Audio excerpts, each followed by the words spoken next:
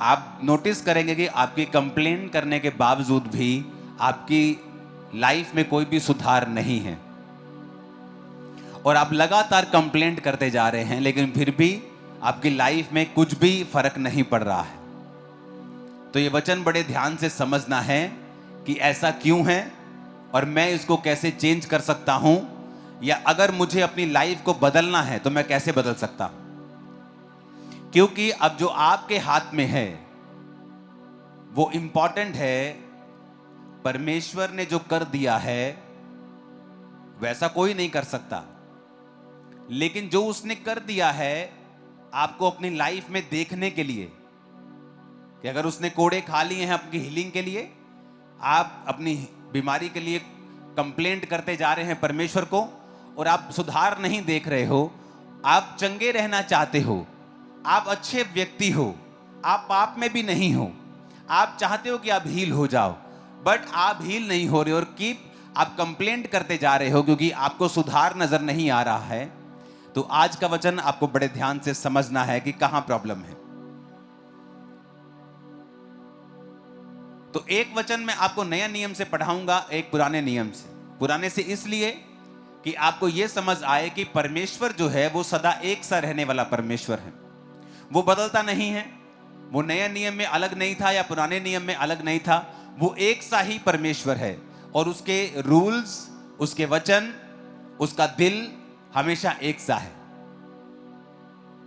Jesus के आने से पहले वो कहता था दांत के बदले दांत, प्राण के बदले प्राण, क्योंकि अगर वो ऐसा ना कहता तो यहूदी कौम बचती नहीं। अगर यहूदी कौम बचती नहीं तो जीसस क्राइस्ट आते नहीं। उसके वंश को बचाने के लिए परमेश्वर ने कहा था दांत के बदले दांत, प्राण के बदले प्राण। इसलिए नहीं कि परमेश्वर बदला चाहता था, इसलिए कि परमेश्वर जीसस क्राइस्ट के वंश को बचा के रखना चाहते थे। और जब यीशु मसीह आ गए तो जीसस ने कहा तुमने सुना है कि दांत के बदले दांत और प्राण के बदले प्राण, लेकिन मैं तुमसे कहता हूं कि अब तुम अपने वैरी से प्रेम करो, और दांत के बदले दांत नहीं, प्राण के बदले प्राण नहीं। लोगों को लगा कि परमेश्वर अब नरम हो गया है, परमेश्वर अब ठंडा हो गया है, परमेश्वर अब और दयालु हो गया है, जबकि ऐसा नहीं है। परमेश्वर पहले से ही दयालु था और पहले से ही प्रेमी था, लेकिन जीसस क्राइस्ट का वंश बचा रहे इसलिए वो लोग राजाओं के साथ लड़ते थे ताकि उनका वंश बचा रहे। इसलिए कि जब यीशु मसीह आए और पूरी दुनिया उसके द्वारा उद्धार पाए, ये योजना शैतान खराब ना कर सके।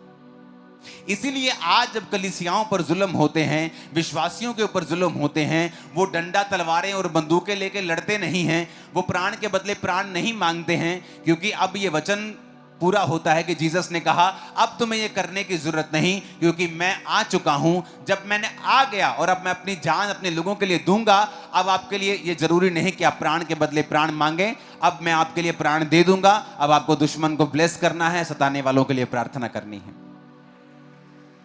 और अब रोमियो 10 उसकी 9 आयत को पहले हम पढ़ेंगे। उसमें लिखा है यदि तू अपने मुंह से, 1 2 3 मैं बोलूंगा, हम सब इकट्ठे पढ़ेंगे। चर्च में ये पढ़ना बड़ा जरूरी है। इसको स्क्रीन के ऊपर सिर्फ आयत को बड़ा कर दो अगर कर सकते हो तो।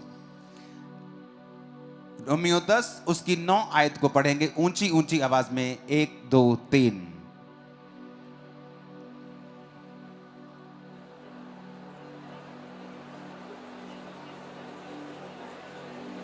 बिना हिले भी कर सकते हो तुम लोग, बिना हिले भी कर सकते हो। फिर से पढ़ेंगे 1 2 3। कि यदि तू अपने मुंह से यीशु को प्रभु जानकर अंगीकार करे और अपने मन से विश्वास करे कि परमेश्वर ने उसे मरे हुओं में से जिलाया, तो तू निश्चय उद्धार पाएगा। वेरी इंपॉर्टेंट, कितना सिंपल वर्ड है ये, वेरी सिंपल। लोग ऐसे पढ़ देते इसको। उसमें लिखा है that if thou shall confess, कि अगर तू अपने मुंह से यीशु को प्रभु जानकर अंगीकार करे और अपने मन से विश्वास करे कि परमेश्वर ने उसे मरे हुओं में से जिलाया, तो तू निश्चय उद्धार पाएगा। लिखा है thou shall be saved, तू निश्चय उद्धार पाएगा। यूनानी भाषा का 4982वां शब्द, इसको ओपन करेंगे।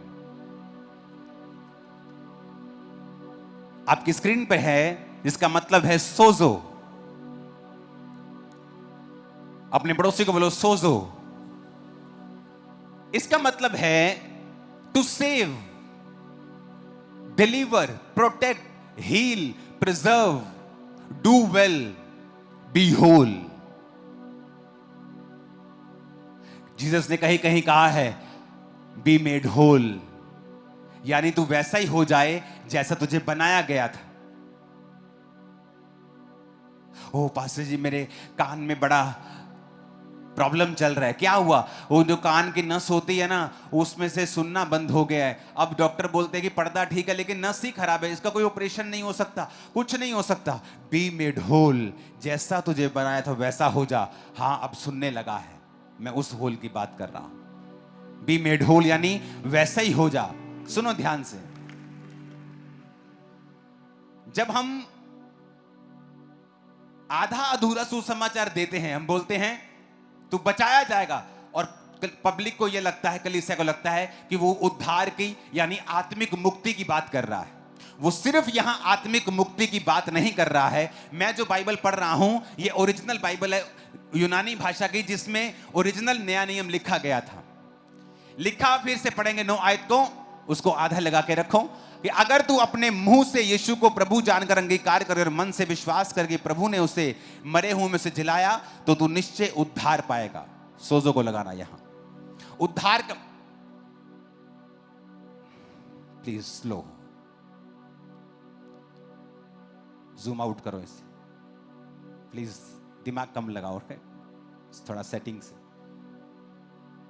सोजो का मतलब है टू सेव, बोलो सेव, डिलीवर, प्रिजर्व, फिर सेव, डू वेल यानी तो अपनी जिंदगी में भला करे, बी मेक होल यानी तू कंप्लीट हो जाए, हील तू चंगा हो जाए, डिलीवर तू छुटकारा पाए। यानी जब परमेश्वर आपसे साल्वेशन की बात कर रहा है, उद्धार की बात कर रहा है, he is not only talking about your spiritual salvation, सिर्फ आपकी आत्मिक मुक्ति की वो बात नहीं कर रहा कि तू बेटा तू उद्धार पाएगा, स्वर्ग चला जाएगा। धरती पे जहां तू नरक काटता हो, धरती पे तुझे श्राप पड़े हो, तू बीमार हो, तू पूरी तरह से चारों तरफ से बीमारियों से, मुसीबतों से, परेशानियों से घिरा हुआ, मुझे कोई लेना देना नहीं है, मैं तुझे स्वर्ग लेके जाना चाहता हूं।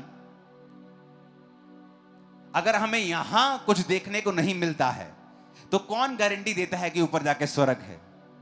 परमेश्वर आपको यहां पर अब भी जीवन देता है, वो आपको अनंत जीवन देता है, वो आपको यहां की बात कर रहा है। वो कह रहा है कि हां मैं तुझे सेव करूंगा, लेकिन तुझे डिलीवर करूंगा, प्रोटेक्ट करूंगा। सोजो का मतलब है इब्रानी भाषा, यूनानी भाषा का शब्द है साल्वेशन, उद्धार। मैं तुझे प्रोटेक्ट करूंगा, मैं तुझे सुरक्षित करूंगा, मैं तुझे डिलीवर करूंगा, मैं तुझे चंगा करूंगा, तू अच्छा करेगा। Do well, you will do well in your business, तुम अपने बिजनेस में अच्छा करोगे, तुम अपने कैरियर में अच्छा करोगे। बी मेक होल, तुम कंप्लीट हो जाओगे, तुम पूरे हो जाओगे। जो अधूरी चीजें हैं तुम्हारी लाइफ में वो खत्म हो जाएंगी।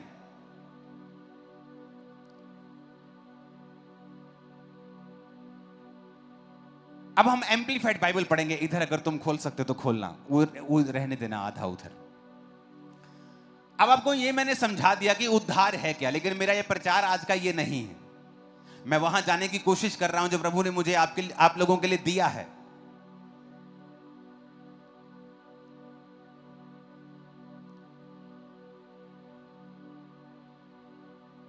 नौ आयत को हम पढ़ेंगे फिर से।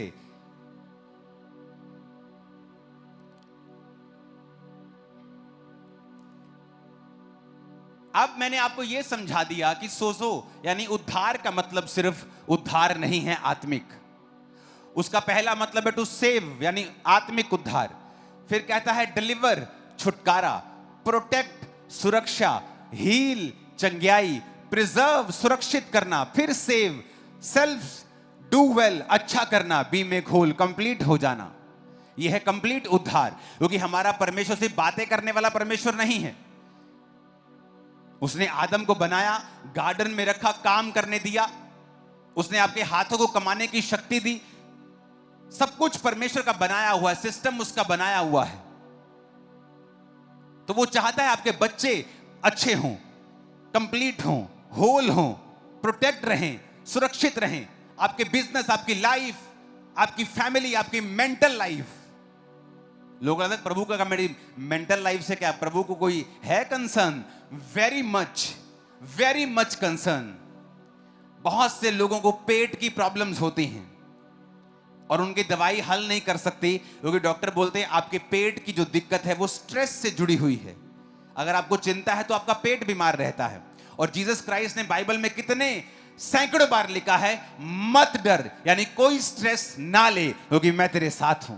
क्यों लिखा उसने? ताकि तुम्हें कोई स्ट्रेस ना रहे कभी भी और तुम कभी बीमार ना पड़ो।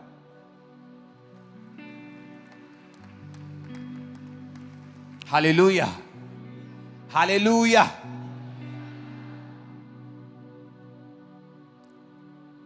पिछले दिनों की स्टडी के दौरान मुझे मालूम हुआ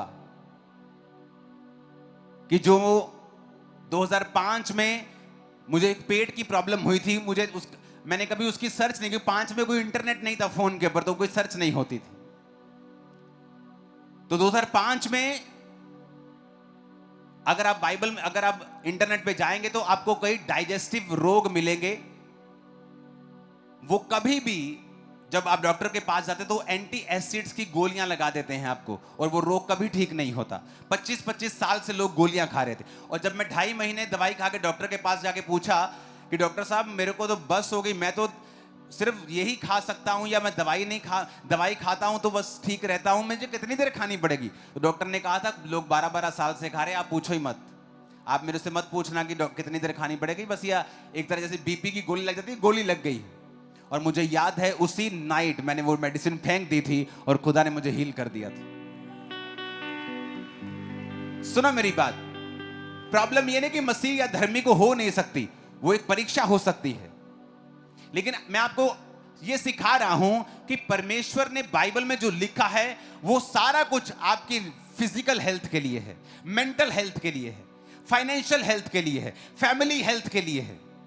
परमेश्वर चिंता करता है आपके बच्चों की, आपके दिमाग की, आपकी सोचों की, आपके शरीर की, आपके फाइनेंस की, आपके घर की, एवरीथिंग जो आपके साथ है। जैसे आप अपने बच्चे की हर एक तरह से चिंता करते हैं, या कहीं मेंटल लेवल में बढ़ रहा है, क्या शरीर में बढ़ रहा है, क्या आत्मा में बढ़ रहा है, क्या नॉलेज में बढ़ रहा है, क्या पढ़ाई में अच्छा है, प्रभु भी आपकी सब तरफ से चिंता करते हैं।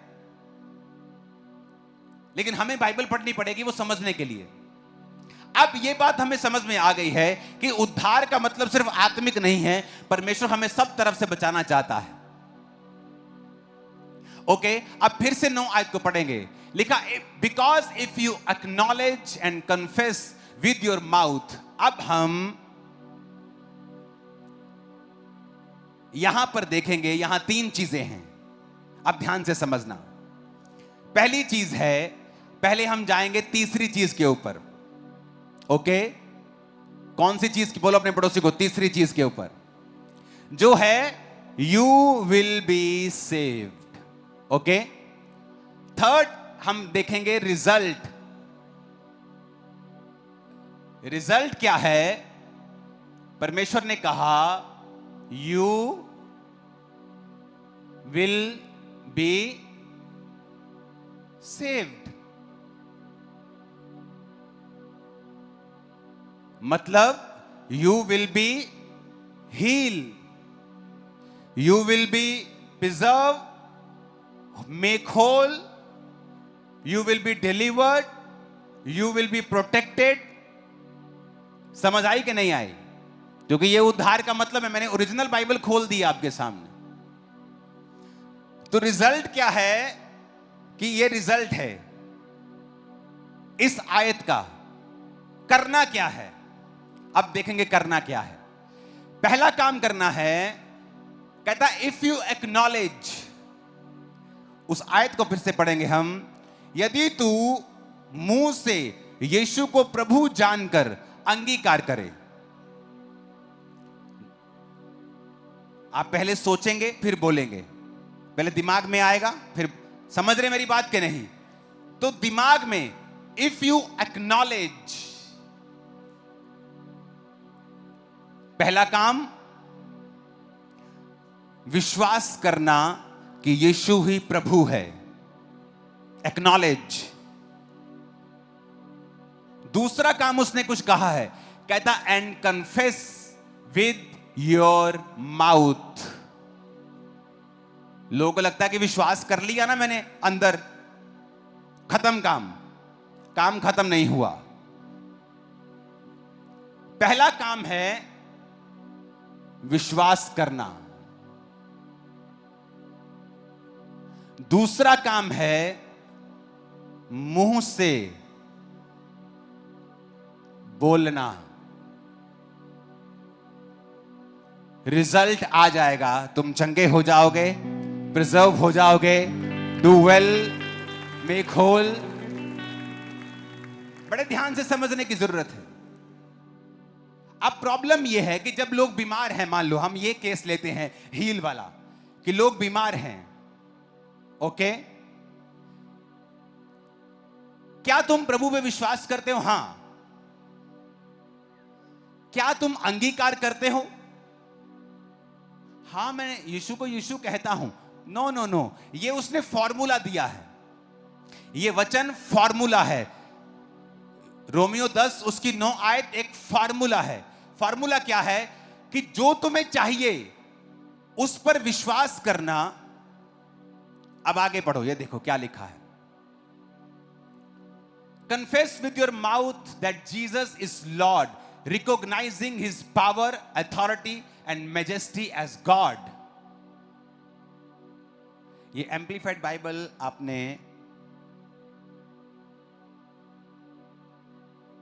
अलग खोली है, मेरे पास अलग है, इसका अलग वर्जन है जिसमें लिखा है, उस इंग्लिश के वर्ड को पढ़ेंगे हम, अधेर टू, और उसे स्क्रीन पे दिखाएंगे। अब ध्यान से समझना। पहला काम कहता एक्नॉलेज। अपने पड़ोसी को बोलो, पहला काम है विश्वास करना। अब मैं एक वचन आपके लिए पढ़ूंगा, इब्रानिया 10 उसकी 23 आयत को पढ़ूंगा, स्क्रीन पे देखो। कहता आओ हम अपनी आशा के अंगीकार को दृढ़ता से थामे रहें। कहता आओ हम अपने आशा का अंगीकार, मेरी आशा। एक व्यक्ति बीमार है, वो आशा करता है चंगाई की। कहता आओ चंगाई की उस आशा के अंगीकार को, सिर्फ आशा को नहीं, दिमाग में सिर्फ विश्वास है और तुम चर्च आ रहे हो, कहता ये काम नहीं बनेगा तुम्हारा। कहता आशा के अंगीकार को दृढ़ता से थामना है। अंगीकार कैसे करोगे? जिस मुंह से तुम गालियां निकालते हो, पड़ोसी से लड़ते हो, चुगलियां करते हो, चिकड़ चिकड़ पै पै पै पै पै करते हो, कहता उस मुंह को मेरे अंगीकार के लिए अगर इस्तेमाल करोगे, हील भी हो जाओगे, डिलीवर भी हो जाओगे, डू वेल, मेक होल, तुम कंप्लीट भी हो जाओगे, सुरक्षित भी हो जाओगे। कहता आओ हम अपनी आशा के अंगीकार को दृढ़ता से थामे रहें। जीसस क्राइस्ट पहाड़ के एक पेड़ के पास के जाते हैं और पेड़ पे फल नहीं होता। यीशु कहते सूख जा, तेरा फल आज के बाद कोई ना खाए। शाम को जब सुबह को चेले वहां से आ रहे होते हैं तो कहते प्रभु जिस पेड़ को तूने श्राप दिया वो सूख गया। प्रभु उनसे एक बात कहते हैं, मरकुस 11 उसकी 23 आयत। यीशु ने कहा मैं तुमसे कहता हूं, जो कोई इस पहाड़ से कहे तू उखड़ जा और समुद्र में जा पड़, अपने मन में संदेह ना करे वरन प्रतीति करे कि जो कहता हूं हो जाएगा, वो उसके लिए वही होगा। फिर से पढ़ो इस आयत को, बोलो अपने पड़ोसी को कि जो कोई इस पहाड़ से कहे, पहाड़ को देखकर सोचे नहीं, उससे कहे। आज कलीसिया क्या करती है? जब बीमारी का पहाड़ उसके सामने आता है, ए डॉक्टर बोलता है ले तेरे को 3rd स्टेज कैंसर है, तेरे को ले, पहाड़ तेरे मोरे खड़ा कर दिया। अब जीसस ने कहा दो काम तुम कर सकते हो, या तुम जीसस के पास आकर रोओगे, प्रभु मेरे साथ ऐसा कैसे हो सकता है, मैं ऐसे कैसे हो सकता हूं, तुझे दिखता नहीं है क्या, मैं टाइगर हूं, मैं प्रेयरफुल हूं। पर जीसस ने ऐसा करने के लिए नहीं कहा है। मूसा गलती कर रहा था और मूसा ने जब सामने लाल समुद्र था और पीछे सेना थी और जो मूसा दुहाई दे, और प्रभु कहता ए मूसा क्यों दुहाई दे रहा है मेरी तू? और परमेश्वर ने उसे डांटा। आप इमेजिन, आप प्रेयर करने गए हैं और प्रभु आपको डांट रहे हैं। आप सोच रहे मैं प्रेयर करने गया हूं, मैं कौन सा शराब पी रहा हूं? कई बार आप अच्छा काम कर रहे हैं, आपका मेंटर तब भी आपको डांट देता है, क्योंकि आपको लगता है मैं तो सही कर रहा हूं, मुझे डांट क्यों पड़ रही है? तू सही अपने हिसाब से कर रहा है, लेकिन एक्चुअल में वो सही नहीं है। परमेश्वर ने कहा, मूसा जो लाठी तेरे हाथ में है उसे लेकर समुद्र के सामने जा और उसे दो भाग कर दे। मैंने तुझे पावर दी है, मेरे सामने दुहाई देने का समय नहीं है, एक काम करने का समय है। जीसस ने डायरेक्टली कहा है यहां पर कि speak directly to the problem, not to God. कि जब प्रॉब्लम तेरे सामने आए तो मुझसे नहीं कहना है, प्रॉब्लम से बात करनी है। फिर से पढ़ो, मैं तुमसे सच कहता हूं, जो कोई इस पहाड़ से कहे, किससे? इस पहाड़ से कहे कि उखड़ जा समुद्र में जा लग, इम्पॉसिबल काम है, पर कहता अगर तू विश्वास करेगा तो हो जाएगा। अगर तू मुंह से अंगीकार करेगा तो, अपने पड़ोसी को बोलो, अगर तू मुंह से अंगीकार करेगा तो हो जाएगा, हो जाएगा यीशु मसीह के नाम में। आप मेरी बात समझ रहे कि नहीं? जीसस ने कहा, रोमियो 10, फिर उसकी 10 को पढ़ेंगे, अभी 9 को नहीं। उसने कहा धार्मिकता के लिए मन से विश्वास।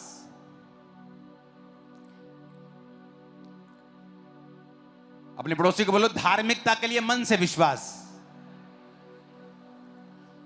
अब समझो ध्यान से, अगर आपको परमेश्वर से मिरेकल लेना है, आपको पहली बात प्रभु पे भरोसा रख, अपने शब्दों पे भरोसा नहीं रखना कि मैं शब्द बोलूंगा तो हो जाएगा। No no no no no, आपका भरोसा परमेश्वर के ऊपर है। कहता अगर तू, धार्मिकता के लिए मन से विश्वास किया जाता है। अगर मान लो तुम शब्द बोल रहे हो पर तुम्हारी लाइफ धार्मिकता में नहीं है, तुम कॉन्टिन्यू पाप करते हो, कॉन्टिन्यू चोरी में हो, व्यभिचार में हो, कॉन्टिन्यूली परमेश्वर के वचन को तोड़ रहे हो, तो तुम धार्मिकता में नहीं हो एक्चुअल में।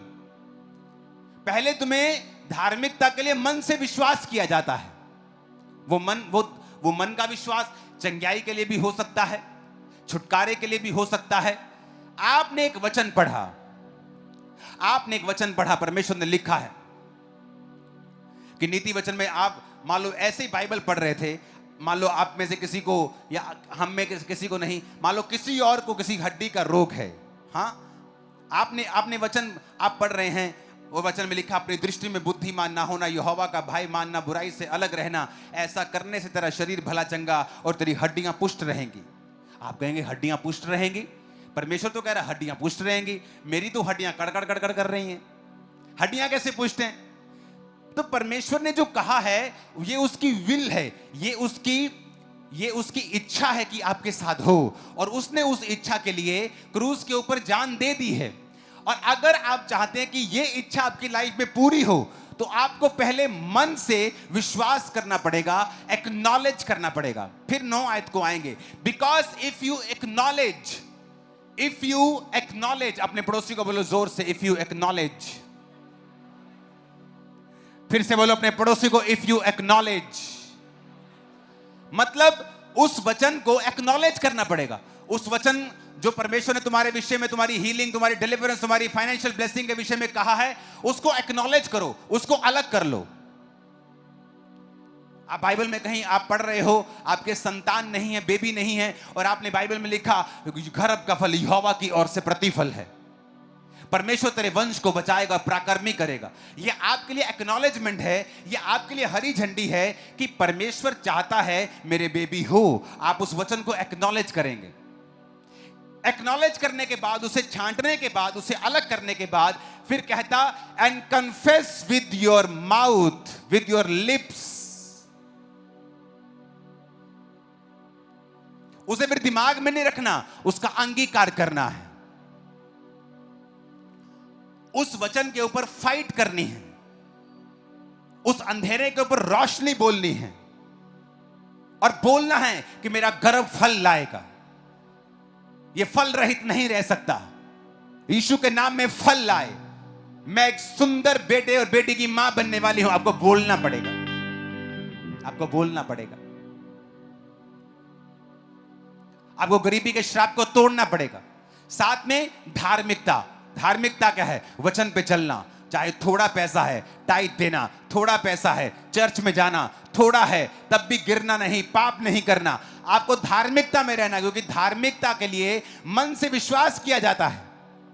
रोमियो 10:10 और लिखा, उद्धार के लिए मुंह से अंगीकार किया जाता है।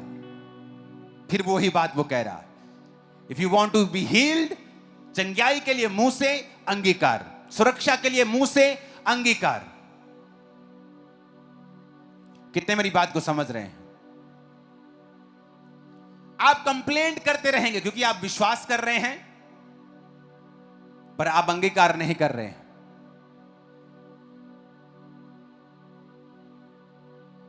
आपका अंगीकार ऐसा है, चर्च में यीशु के नाम में चंगे हो जाओ, तुम चंगे हो चुके हो, आमीन। जैसे आप घर जाएंगे, ओ मेरा बहुत बुरा हाल है, मेरा बहुत बुरा हाल है, मेरी टांगे दर्द कर रही, बहुत बुरा हाल है। आपका अंगीकार एक सा ही है। अगर आप राजा के बच्चे हैं तो यहां भी राजा के बच्चे हैं, और जब घर चले जाएंगे तब भी राजा के बच्चे हैं। हमारा अंगीकार जैसा है वैसा ही प्रभु कहता है तुम्हारे साथ होगा, क्योंकि उद्धार के लिए मुंह से अंगीकार किया जाता है। और अगर बीमारी लेनी है तो भी मुंह से अंगीकार ही करना पड़ेगा। मैंने अपनी लाइफ में टैलेंटेड लोग देखे हैं, वेरी टैलेंटेड, अन्य जाति होने के बावजूद भी मसीहियों जितने, कईयों मसीहियों से भी ज्यादा वफादार, पैसे में चोरी नहीं करते। मैंने अन्य जाति के लोग देखे, ना चोरी करते हैं, समझदार, पढ़े लिखे, लेकिन बिजनेस कामयाब नहीं हुआ। क्यों? क्योंकि वो जानते नहीं कि उनके मुंह में ताकत है। जब भी कोई बोलता है क्या हाल चाल है, कोई पैसा ना मांग ले, यार मंदा चल रहा है, क्या हाल है यार, बहुत काम खराब चल रहा है, पैसे ही नहीं। उनको वो झूठ बोल रहे, उनको लगता है कि शायद ये बोलने से लोग हमसे पैसा मांगने से दूर रहेंगे, पर वो अपनी लाइफ के ऊपर कर्ज डाल रहे हैं। क्योंकि आपको अगर उद्धार के लिए अंगीकार करना है तो बीमारी और शैतान के अटैक के लिए भी आपको मुंह से अंगीकार ही करना है। जब आपके हाथ में तलवार है, आपके हाथ में चाकू है, तो चाकू को नहीं पता कि उसको आलू काटना है कि गर्दन काटनी है। वो आलू भी काट सकता है और गर्दन भी काट सकता है। ये तो चलाने वाले के ऊपर निर्भर करता है कि उसको आलू काटना है कि गर्दन काटनी है कि उंगली काटनी है। तो जीसस ने ये कह दिया है कि because if you acknowledge and confess with your lips, यानी दो चीजें तुम्हें करनी है, एक्नॉलेज करना है, कन्फेस करना है, और रिजल्ट आ जाएगा, you will be saved. Result आ जाएगा। आप गरीबी के श्राप के नीचे हैं, आपको एक्नॉलेज करना है कि जीसस ने कहा मैं कंगालों को सुसमाचार सुनाने के लिए आया हूं। तो फिर कंगालों को सुसमाचार क्या है? अगर कंगाल ने कंगाल ही रहना है तो फिर उसके लिए थोड़ी सुसमाचार है। आप किसी कंगाल को जाके बोले तो कंगाल ही रहेगा लेकिन हेवन चला जाएगा, और बोलेगा ठीक है लेकिन यहां क्या करूंगा। जीसस ने कहा अगर हम अंधे को जाके बोलें कि तू अंधा ही रहेगा लेकिन स्वर्ग चला जाएगा। परमेश्वर ने कहा जाओ, अंधों को आंखें दो, लंगड़ों को चलाओ, कंगालों को सुसमाचार दो कि जीसस तुम्हारे लिए कंगाल बना ताकि तुम्हारे कंगाल पुणे के श्राप को सदा के लिए खत्म कर सके। अब तुम्हें कंगाल रहने की जरूरत नहीं है। अब मेरा अंगीकार क्या है?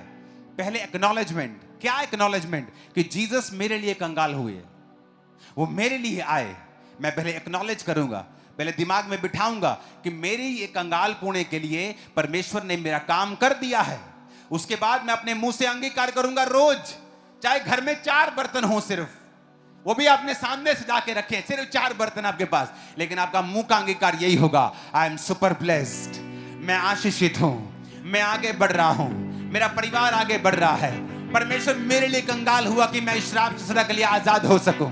आपको कोई पूछेगा भाई कैसे हो, मैं सुपर ब्लेस्ड हूं, मैं आगे बढ़ रहा हूं। और आप देखना, जो आप बोलते रहेंगे आपकी लाइफ में वैसा होना शुरू हो जाएगा और आप हैरान होंगे।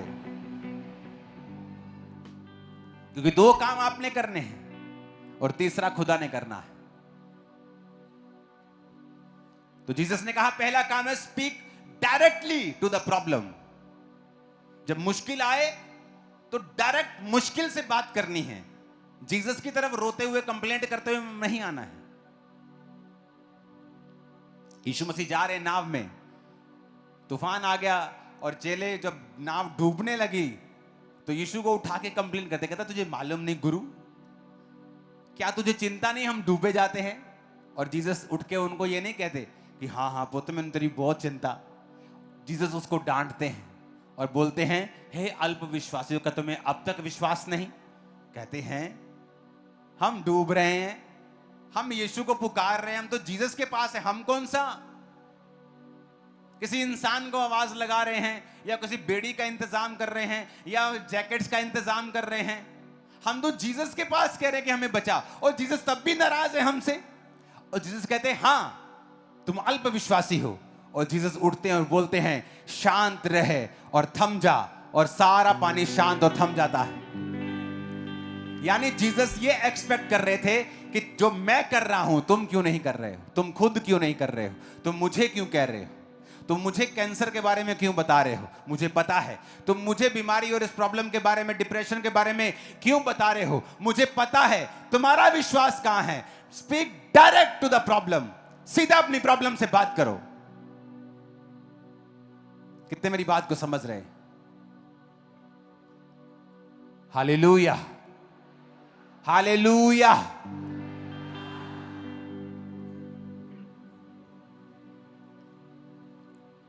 मरकुस 11 उसके 23, 1 2 3 इकट्ठे पढ़ेंगे सिर्फ यहां तक। इस पहाड़ से कह तो उखड़ जा। 1 2 3।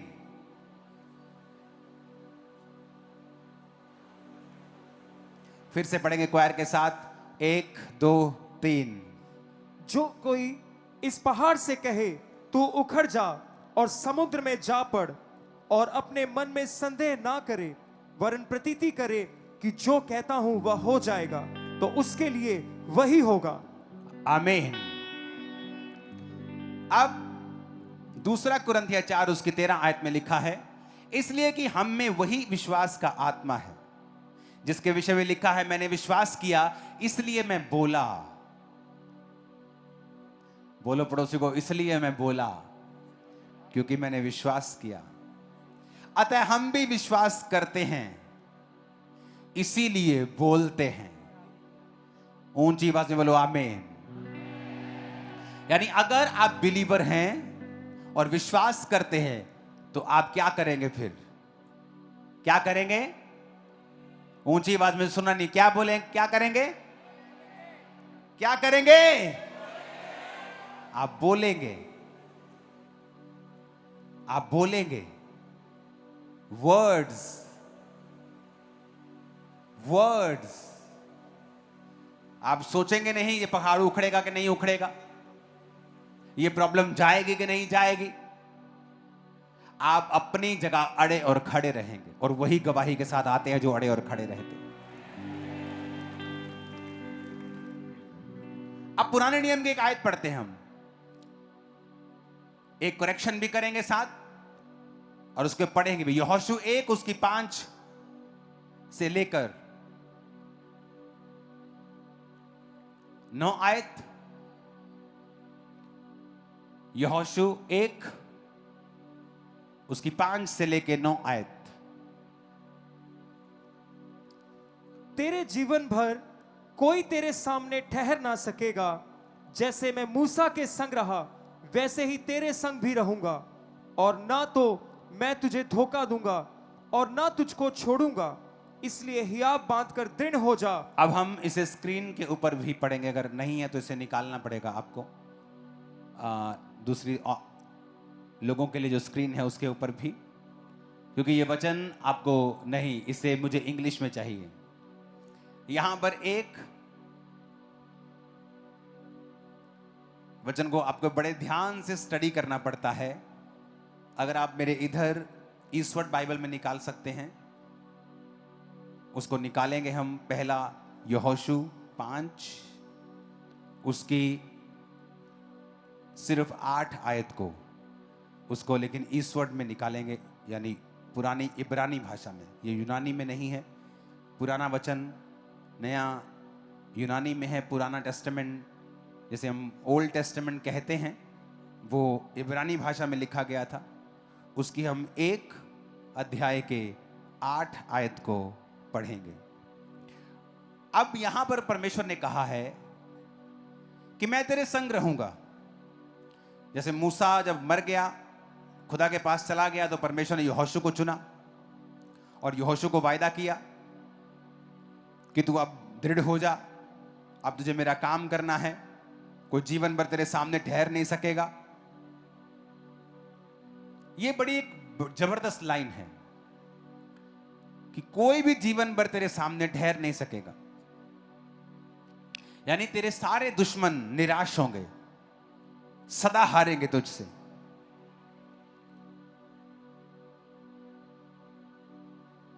अब प्रभु ने उसे कुछ करने के लिए बोला, वो हम ओरिजिनल बाइबल में पढ़ेंगे।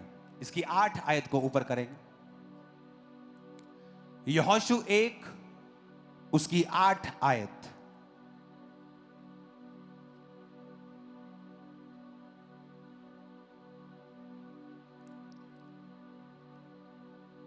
उसकी 8 आयत को निकालेंगे। ये 5 तक है। अपने स्क्रीन पे आप देखेंगे,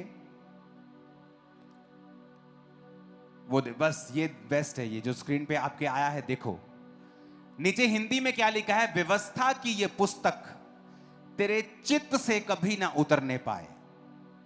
फुल स्क्रीन पे देखेंगे इसको। और लेकिन ओरिजिनल भाषा में क्या लिखा है? The book of the law shall not depart out of thy mouth. Mouth के इन दोनों शब्दों को खोलेंगे, अगर आप खोल सकते हैं तो। कहता हिंदी में जब पढ़ते कहता चित्त से, चित्त नहीं है एक्चुअल में। रियल वचन लिखा है माउथ, स्टोमा। रियल वचन है स्टोमा। ये आपने कौन सा खोला है? 4482। ओके, 6310 वाला खोलो, इब्रानी भाषा का। अब इसे ध्यान से समझना कि आपको मैं ये बता रहा हूं कि परमेश्वर नए नियम में और पुराने नियम में दोनों जगह सेम था। नीचे की स्क्रीन के ऊपर आप वही आयत को देखेंगे, हिंदी इंग्लिश में इकट्ठा, जैसे पहले हम देख रहे थे।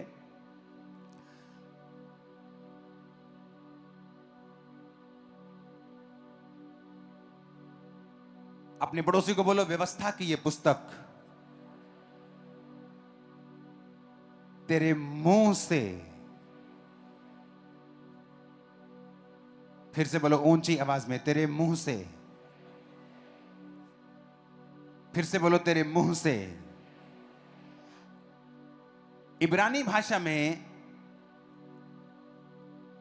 इसमें वचन इब्रानी भाषा में यूज किया है पेह। यूनानी भाषा में आई थिंक स्टोमा, जिसका मतलब है हथियार, कि तेरा मुंह एक हथियार है, तेज धार हथियार। यानी तेरा मुंह सिर्फ मुंह नहीं है, ये एक वेपन है। लेकिन प्रभु ने कहा सारा कुछ अच्छा रहेगा तेरी लाइफ में, पर कहता व्यवस्था की ये पुस्तक तेरे मुंह से कभी ना उतरे। जिसका मतलब क्या है कि सिर्फ तुझे मन में विश्वास नहीं करना, अपने मुंह से इसे बोलना भी है। ऊंची आवाज में बोलो हालेलुया। तो आपके बाइबल में जहां चित्त लिखा है ना, उसको काट के मुंह कर लेना, ओके? क्योंकि ओरिजिनल भाषा में है पेह, तेरे मुंह से कभी भी उतरने ना पाए। The mouth.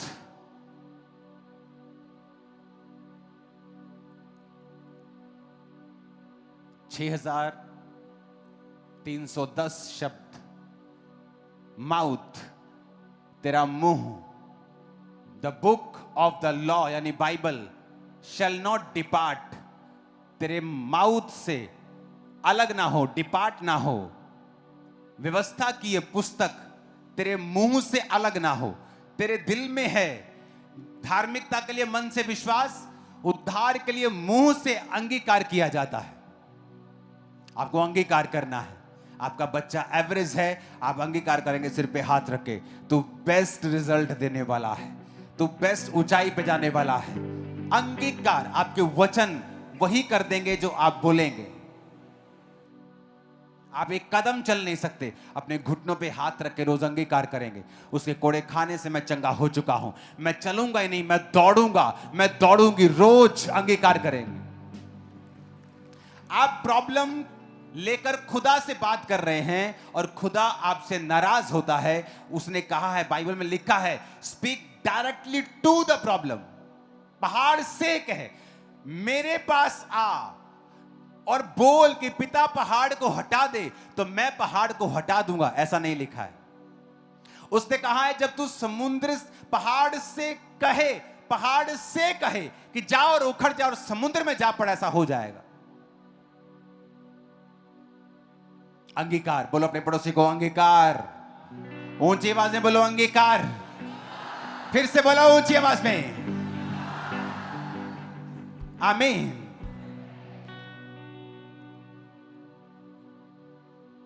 अगर आपका अंगीकार गलत है तो इमेजिन आप जीसस क्राइस्ट की बलिदान को व्यर्थ कर देंगे अपने लाइफ में, क्योंकि वो जेंटलमैन है, वो जबरदस्ती नहीं घुसता, इनवाइट करना पड़ता है उसे। अंगीकार का मतलब है इनवाइट करना। अंगीकार आप तभी करेंगे जब उस वचन को एक्नॉलेज करेंगे, जब उस वचन को आप मानेंगे, विश्वास करेंगे, तो आपके लिए वो धार्मिकता ठहराई जाएगी। जब आप एक्नॉलेज कर लेंगे, आप अंगीकार करेंगे, जब आप अंगीकार करेंगे, वो वचन आपकी लाइफ में पूरा होना शुरू हो जाएगा। आपका विश्वास बोले गए वचनों के ऊपर नहीं है, आपका विश्वास परमेश्वर के ऊपर है। आप परमेश्वर की इच्छा के साथ साथ चल भी रहे हैं, आप पाप में नहीं हैं।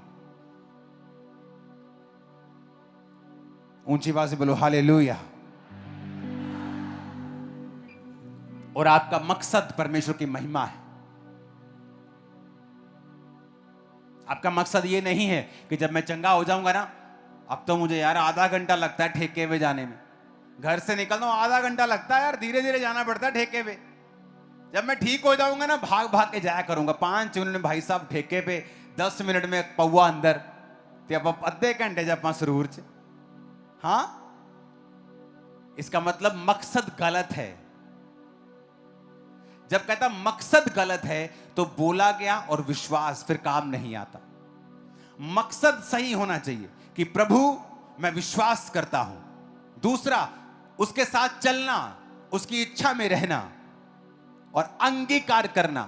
और मकसद, प्रभु अगर तू मुझे चंगा करता है, मैं गवाही दूंगा, पवित्रताई में चलूंगा, तेरी सेवा करूंगा। मकसद, आमीन। इस वचन को दोबारा जरूर सुनना घर जाके, और कोशिश करना इसे रोज सुनना कुछ दिन, जब तक ये आपकी आंतड़ियों में घुस नहीं जाता। फिर आप प्रभु को कंप्लेंट करना बंद कर देंगे, प्रभु तू यूं क्यों नहीं कर रहा, ये क्यों नहीं कर रहा। आप समझ जाएंगे अब मुझे करना है, एक्नॉलेज करना है, उस वचन को ढूंढना है जिसकी मुझे जरूरत है, विश्वास करना है, अपनी जिंदगी को सही रख के परमेश्वर के साथ चलना है, उसके मकसद प्रभु की महिमा करना होना चाहिए, फिर अंगीकार करना है और करते रहना है। उसका काम फिर अगला उसका काम है, कहता है यू विल बी सेव्ड, तुम उद्धार पाओगे, तुम चंगे हो, तुम सुरक्षित हो, तुम सुरक्षित हो, तुम डिलीवर हो, तुम भी मेड पूरे कंप्लीट हो। आमीन ऊंचे वाला चाहिए चर्च, आमीन ऊंचे वाला चाहिए चर्च। तुम कंप्लीट हो जाओ, चंगे हो जाओ, आत्मिक बचाए जाओगे, शारीरिक चंगे हो जाओ, मानसिक चंगे हो जाओ। आमीन।